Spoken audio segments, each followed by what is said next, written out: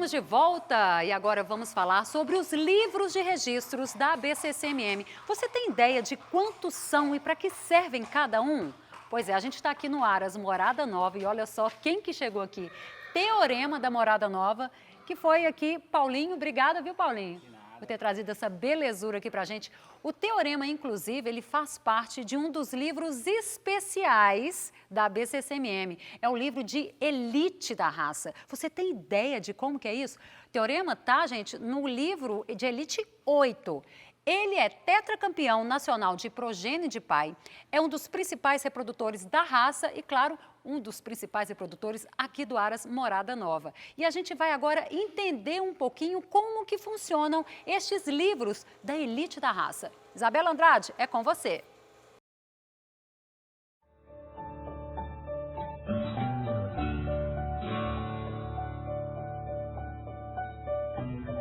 Nós temos 8 livros que são oficiais para controle genealógico do Manga Larga Machador.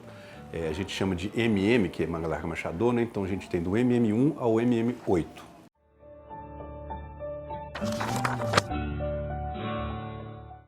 Eles também são chamados assim comumente de livros de controle. O que quer dizer o MM1 e o MM2? Eles são animais, o MM1 para macho, o MM2 para fêmeas, quer dizer que eles são filhos de animais já registrados. Então, para inscrever os potros já controlados, que a gente chama.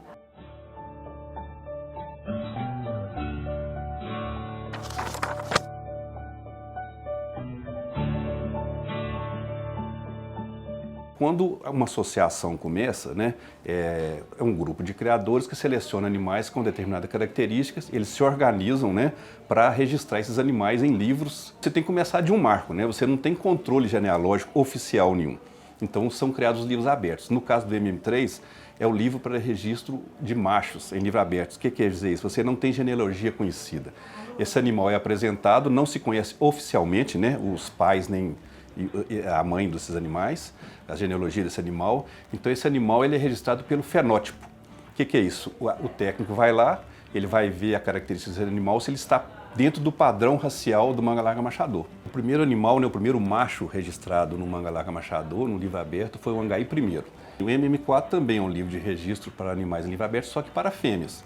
Foi criado juntamente com o MM3, né, para as primeiras éguas registradas no Manga Larga Machador, quando se iniciou a escrituração genealógica da raça. Esse livro aberto, além de ser o início de qualquer associação, de registro genealógico de qualquer associação, ele pode ser utilizado em outros momentos. Por exemplo, hoje nós estamos utilizando os livros abertos. Para quê? A gente chama de resgate genético.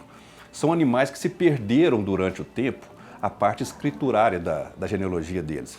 Então, por exemplo, você tem um criador que, por algum motivo, ele abandonou o registro genealógico dele, mas continuou criando esses animais, né? Ele tem os animais de características Manga Larga Machador, são puros na fazenda dele, mas ele não tem como provar geneticamente, através de DNA, a genealogia desses animais. Então, a gente está utilizando esses livros abertos para resgatar esses animais para a raça.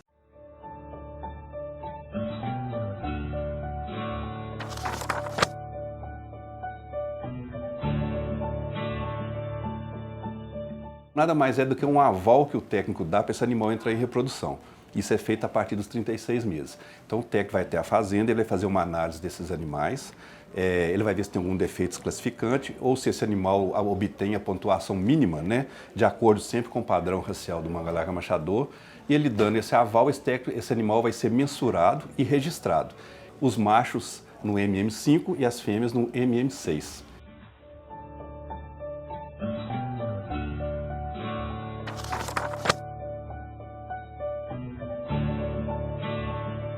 Uma ascendência conhecida, completa, por exemplo, eu tenho um animal e só tenho o pai e a mãe conhecido. Então a gente chama de A1, que tem uma ascendência conhecida. Se eu tenho duas descendências conhecidas, pai e mãe completo, e avô e avó completo, eu chamo de A2. Se eu tenho pai, mãe, avô e bisavô, eu chamo de A3. E a partir daí a gente chama de P. Isso foi criado para facilitar até ao criador a fazer a seleção dele, né? Se ele quer ter uma genealogia sempre completa, conhecer todos os ramos, né, de genéticos daquele animal, ele vai evitar de cruzar talvez com um animal de livro aberto, porque se ele tiver um animal P e cruzar com um animal de livro aberto, o filho já vai nascer A1.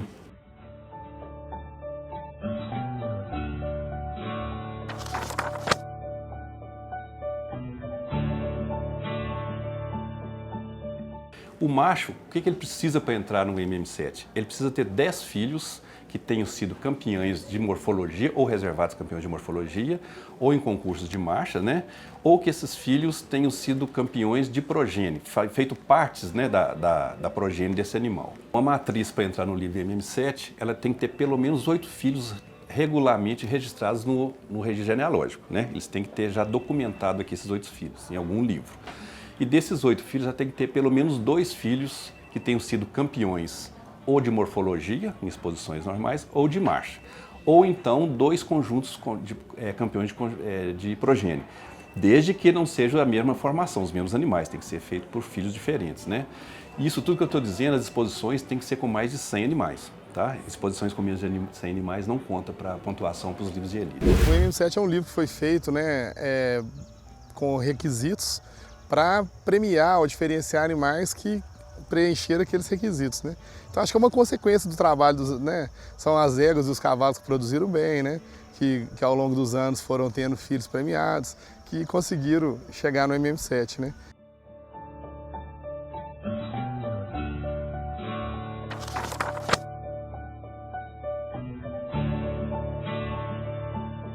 No caso do macho, ele tem que ter 10 filhos campeões de morfologia em exposições convencionais. Ele tem que ser campeão de progênie, o macho, né, em questão.